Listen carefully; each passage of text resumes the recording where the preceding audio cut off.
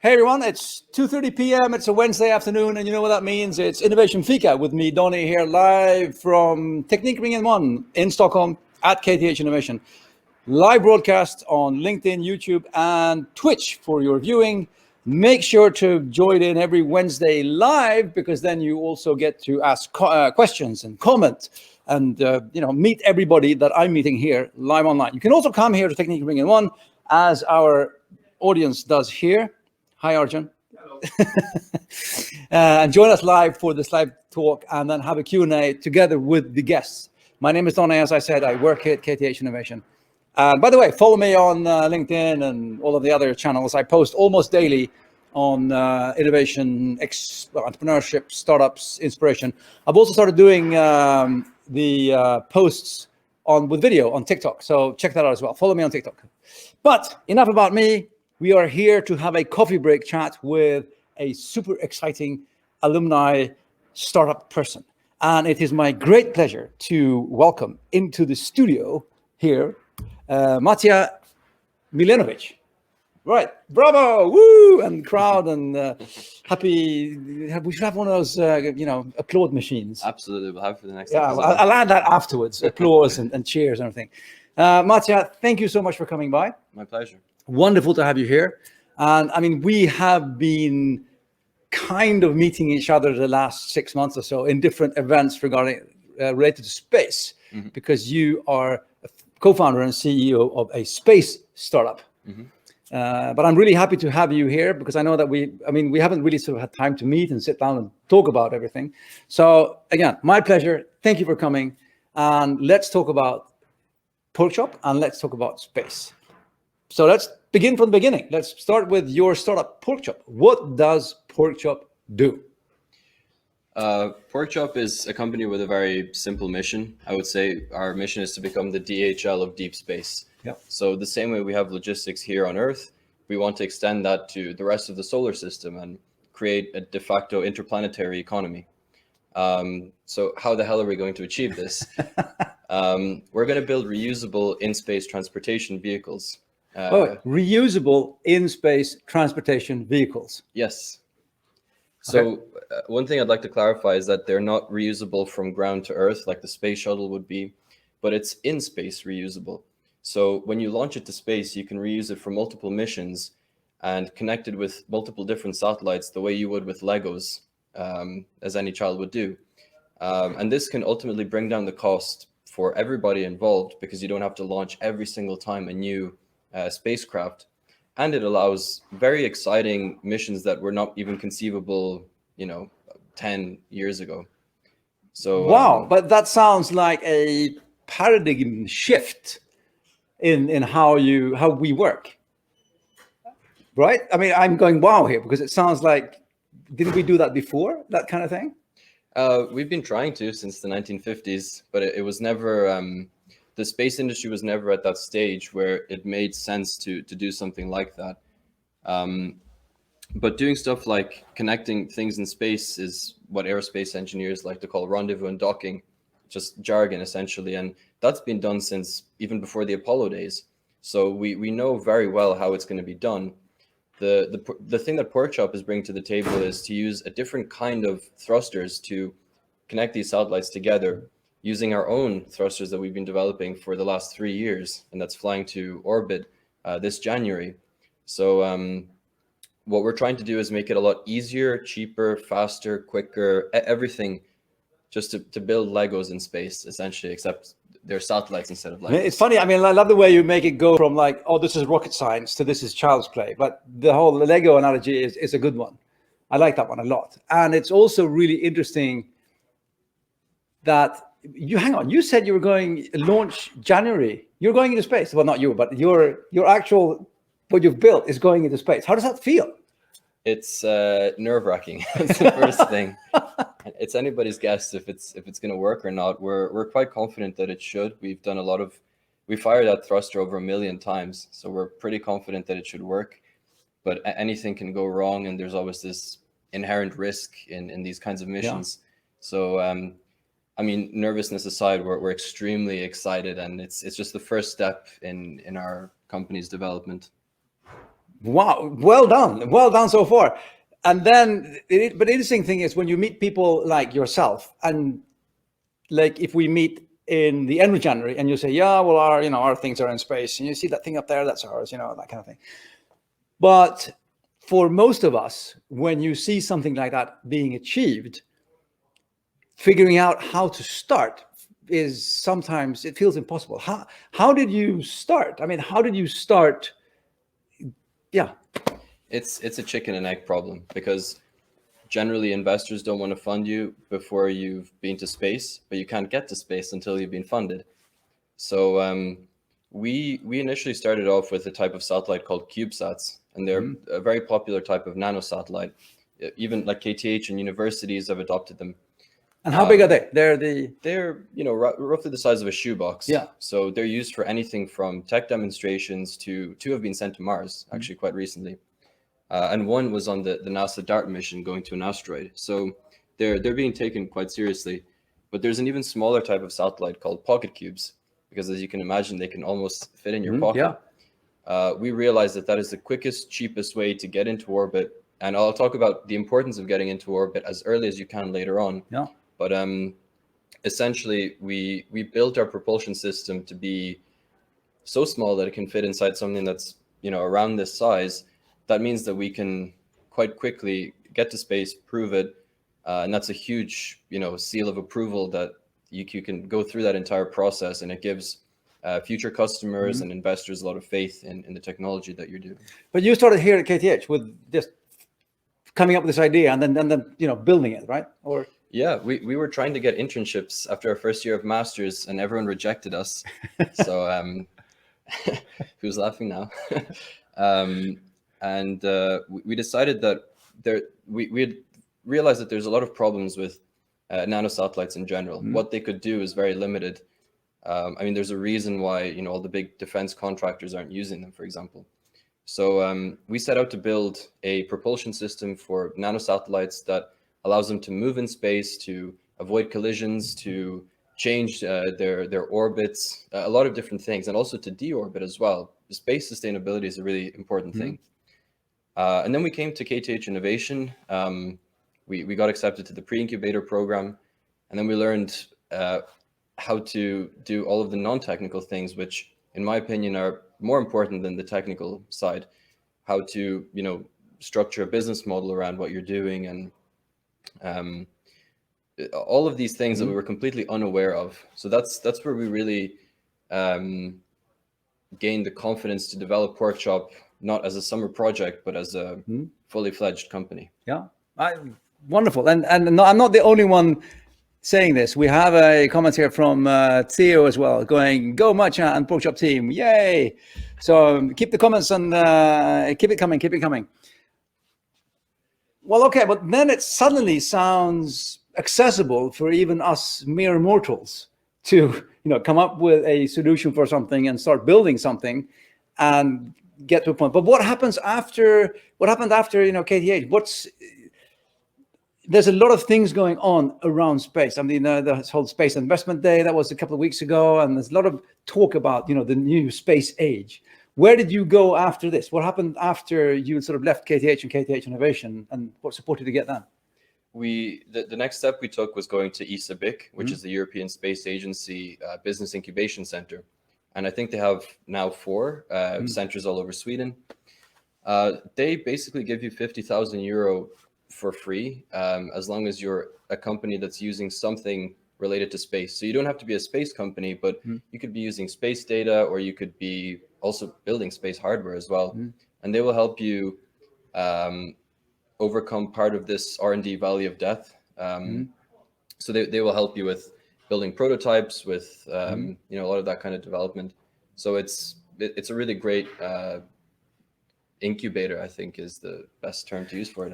But I mean, I'll add what you said. I mean, as you said, you get 50,000 euros from ISABIC, which is the European Space Agency, or the Swedish version, 4 centers in Sweden: Uppsala, Trollhättan, Luleå, and Uppsala. The new one. That's the 4th one. And the Uppsala is a new one, and then Luleå, and Lund, and Lund, and yes, Trollhättan. Yeah, you're right. Sorry, those 4, and then the interesting thing is as well, what you also mentioned is it's not only about sending things into space, we're also talking about all the space data coming. We talk about upstream and downstream. Exactly. And upstream is when we, what people sort of, what we know about, well, everybody's perception of space is sending rockets into space kind of thing. But what people don't talk about is downstream, which is probably so much more. It is so much more bigger. I mean, everybody who uses a cell phone and GPS, or everything we do is usually in a daily life connected to space data. So the downstream part is huge. And I know that Isabik has repeatedly asked us as well here at KTH Innovation if we have more cases that have use for downstream data. Everything from, we have one for detecting forest fires, and we have a number of different startups. So that could be worth mentioning for everybody out there who wants to get into this, the space thing.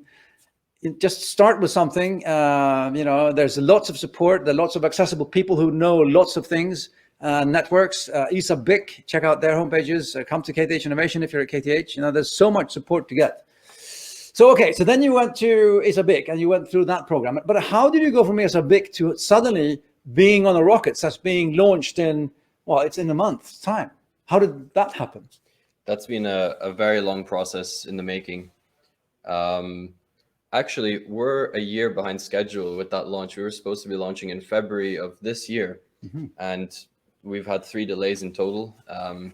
So basically, it was a lot of work behind the scenes. But one of the secret weapon that we had was being able to compress things down so much. And in fact, we filed a patent about how we could compress things so much.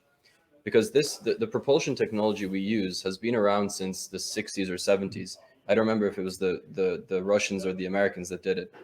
But the electronics that were required before were like almost the size of a satellite itself. So it was just impractical. We brought that down to around half the size of a phone. So I really wish I had one with me. This thing it's so small, and we had to really reinvent the wheel on a lot of things to compress all those electronics. But it was all worth it in the end. And this allowed us to get into space very quickly, very cost effectively. But who do you find? I'm just going to echo Ali here, saying this is truly amazing. Have you been approached by any space tech companies? We can come back to that one. But do you like phone, PostNord, DHL saying, "Hey guys, I want to send something to space"? How did that sort of part work?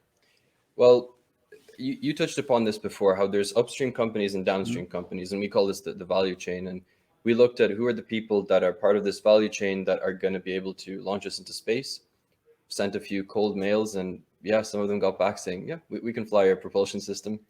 And it was as easy as that, really. We exchanged what do they expect from us? What do we expect from them in terms of technical specs?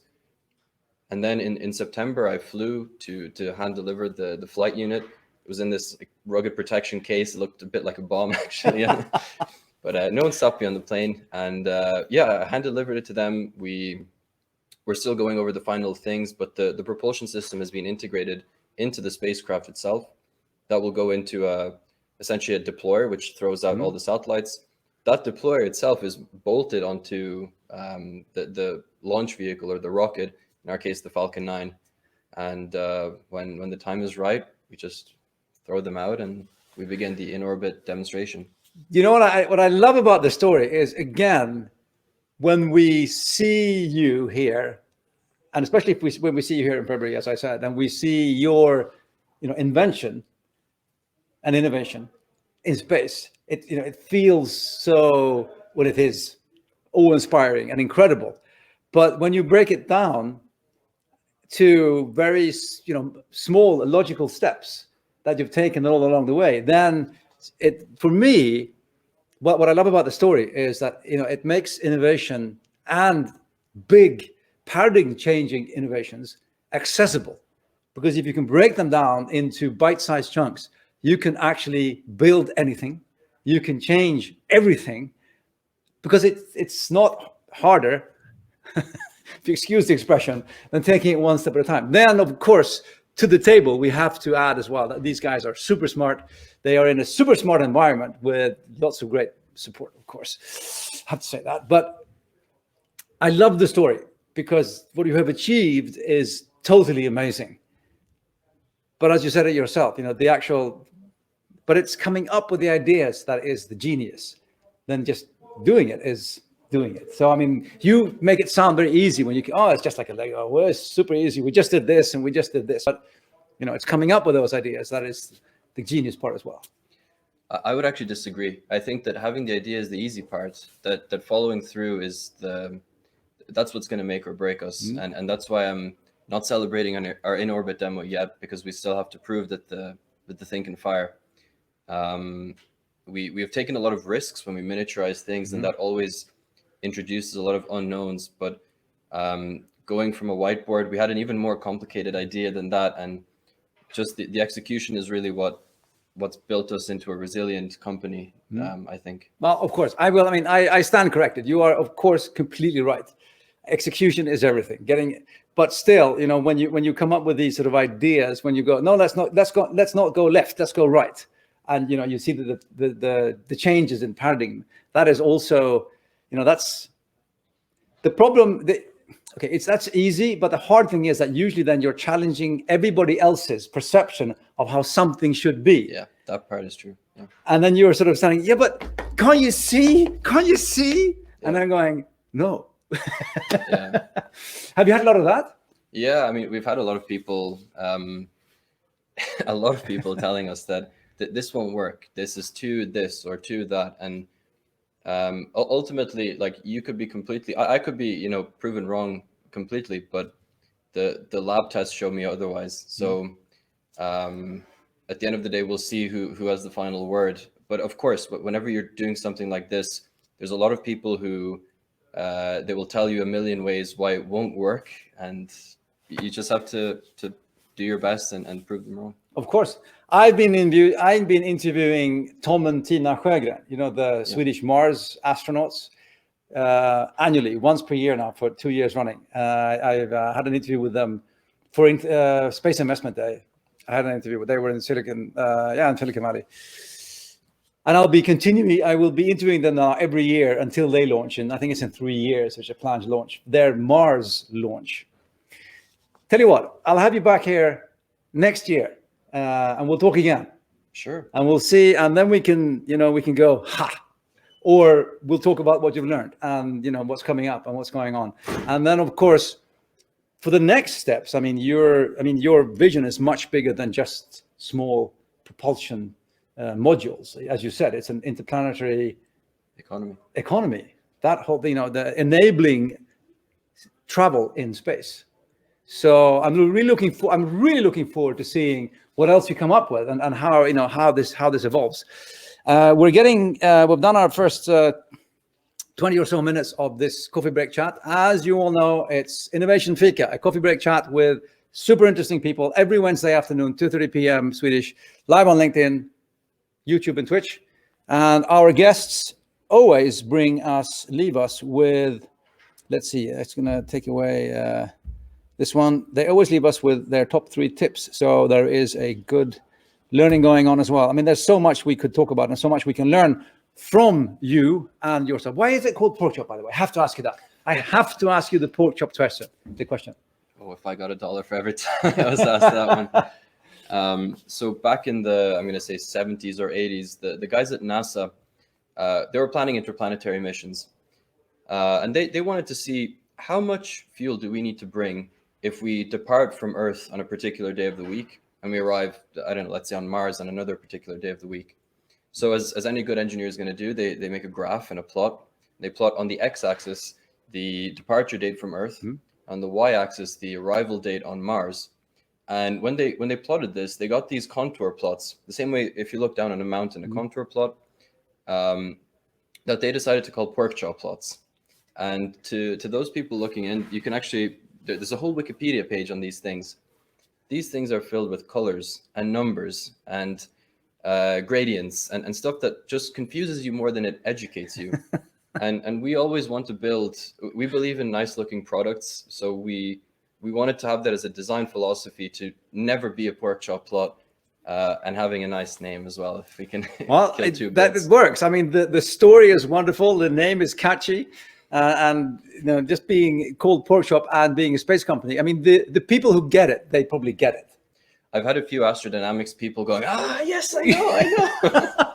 Which is always a good sort of. But I could count those guys with one hand. Yeah, That well, was the nerds. coming to the end here, we have Matja's top 3 tips for anybody who wants to start a space startup or who wants to get involved into anything to do with space.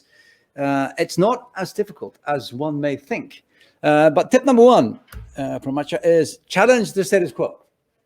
Yeah, I mean, as we discussed already, there's going to be a lot of there's a certain way of things being done, and if you keep following that same way, you can never expect to be very innovative or different. And when we began with this, actually, none of us were propulsion experts, and there were a lot of things that we learned with trial and error, but also a lot of stuff that because we didn't have this legacy knowledge, we could just completely have our own free path, and the only constraints really were physics. So that allowed us to go in a completely independent direction, and we still do our best to be stupid in the beginning and just think, what if we could do Legos in space? Oh, it's possible. And then you realize there's a huge business case and that you can help a lot of people by doing that. Then it's the perfect intersection to have.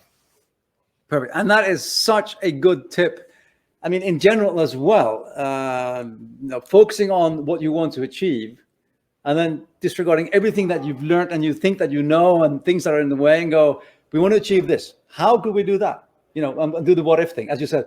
What if we could do Legos in space? And then, we can. Beautiful. Beautiful. Tip number 2 from Matija and Porkchop is get into orbit ASAP. Yeah, that one's like a big one. I mean, it might sound obvious and a little bit stupid, but it's so important to get to orbit as soon as you can. There's a lot of rideshare satellites as well, where you don't even get the whole satellite to yourself, but you insert your system as a payload, and that way you share the cost of not just the entire mission, but also that satellite itself. So that's one really good way. Another good way is if you're a very rich startup, then sure, like build your own satellite. There's also, companies which, as their whole business model is that you give them your unit and they will build the rest of the satellite for you. So you've got a lot of different ways to get into space. And I would really highly stress putting that as your number 1 priority for your first round of funding, because it's so important. It's going to help you generate a lot of commercial traction down the line, which is ultimately what investors and customers are going to care about. Also, really, really good point. If you intend to build something that is going to be in space, then get to space as soon as you can. It's like get to the market get out of the market as soon as you can. Exactly. Wonderful. And a beautiful space analogy on that one as well. Perfect. And then the 3rd tip from Matija and Porkchop is network. That's probably the most important one, because when we began, we were very much isolated, this sort of stereotype of these engineers in a basement. We were literally in a basement, so we weren't super connected with what's going on with the rest of the industry, and we didn't have a lot of contacts in the beginning.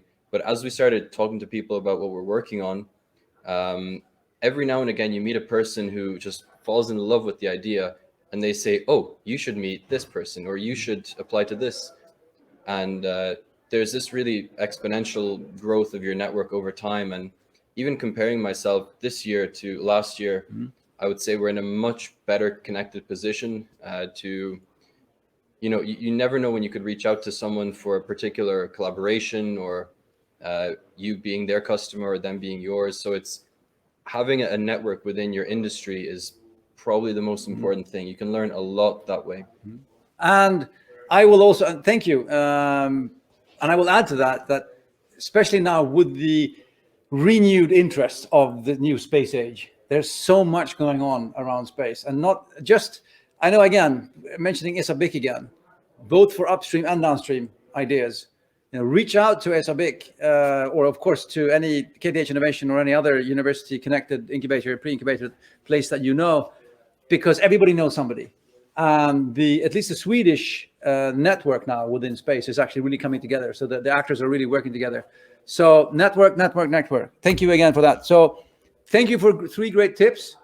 Thank you so much for coming today. My pleasure. Thank you for having me. And good luck in January. I look forward to having you back for, what happened and how did it go, and is that you up there, that kind of thing. It's going to be excellent.